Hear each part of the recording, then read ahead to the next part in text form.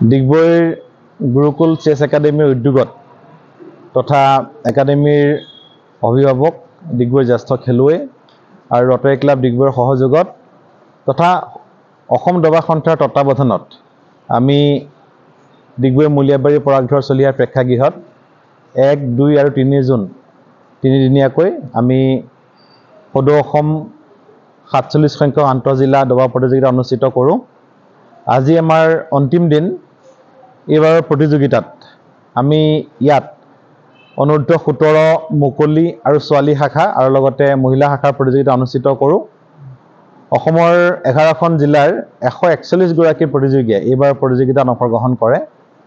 আমি প্ৰতিযোগী যথেষ্ট উৎসাহজনক বুলিয়ে ক'ব লাগিব। তথাপি আৰু অধিক সংখ্যক প্ৰতিযোগী আমি আশা কৰিছিলোঁ, কিন্তু আপোনালোকে জানে বতৰ যথেষ্ট প্ৰতিকূল। গতিকে আৰু বহুকেইখন জিলা তেখেতসকলে যোগদান কৰিম বুলিও সময়মতে আহি উপস্থিত হ'ব নোৱাৰিলে। সেই যি কি নহওক, আমাৰ 11খন জিলাৰ 141 গৰাকী প্ৰতিযোগীৰে আমি প্ৰতিযোগিতা অনুষ্ঠিত কৰিলোঁ আৰু বিভিন্ন আমাৰ ৰেংকিং খেলুৱৈসকলেও ইয়াত যোগদান কৰিছে। গতিকে আমি সফলতাৰে প্ৰতিযোগিতা অনুষ্ঠিত কৰি পাৰিলোঁ বুলি আমি আশা কৰিছোঁ। ডিগবৈৰ গুৰুকুল চেছ একাডেমীৰ উদ্যোগত তথা একাডেমীৰ অভিভাৱক ডিগবৈৰ জ্যেষ্ঠ খেলুৱৈ আৰু ৰটাৰী ক্লাব ডিগবৈৰ সহযোগত তথা অসম দবা সন্থাৰ তত্বাৱধানত আমি ডিগবৈ মূলীয়াবাৰী পৰাগধৰ চলিয়া প্ৰেক্ষাগৃহত 1, 2 আৰু 3 জুন তিনিদিনীয়াকৈ আমি সদৌ অসম 47 সংখ্যক আন্তঃজিলা দবা প্ৰতিযোগিতা অনুষ্ঠিত কৰোঁ। আজি আমাৰ অন্তিম দিন। এইবাৰৰ প্ৰতিযোগিতাত আমি ইয়াত অনূৰ্ধ্ব 17 মুকলি আৰু ছোৱালী শাখা আৰু লগতে মহিলা শাখাৰ প্ৰতিযোগিতা অনুষ্ঠিত কৰোঁ। অসমৰ 11খন জিলাৰ 141 গৰাকী প্ৰতিযোগীয়ে এইবাৰ প্ৰতিযোগিতাত অংশগ্ৰহণ কৰে।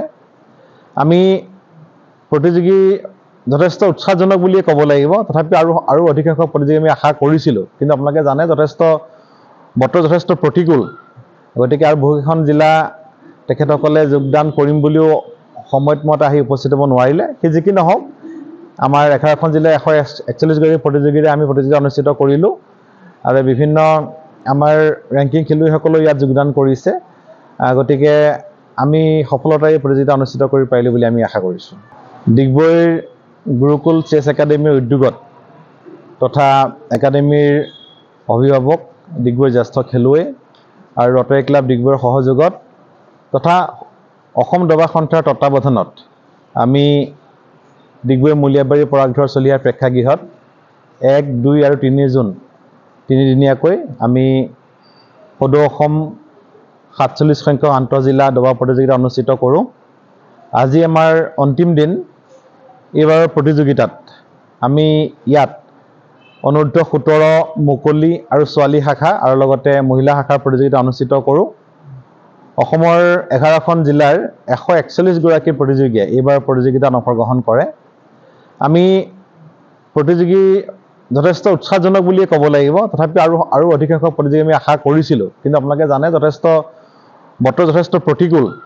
গতিকে আৰু বহুকেইখন জিলা তেখেতসকলে যোগদান কৰিম বুলিও সময়মতে আহি উপস্থিত হ'ব নোৱাৰিলে। সেই যি কি নহওক, আমাৰ 11খন জিলাৰ 141 গৰাকী প্ৰতিযোগীৰে আমি প্ৰতিযোগিতা অনুষ্ঠিত কৰিলোঁ আৰু বিভিন্ন আমাৰ ৰেংকিং খেলুৱৈসকলেও ইয়াত যোগদান কৰিছে। গতিকে আমি সফলতাৰে প্ৰতিযোগিতা অনুষ্ঠিত কৰি পাৰিলোঁ বুলি আমি আশা কৰিছোঁ।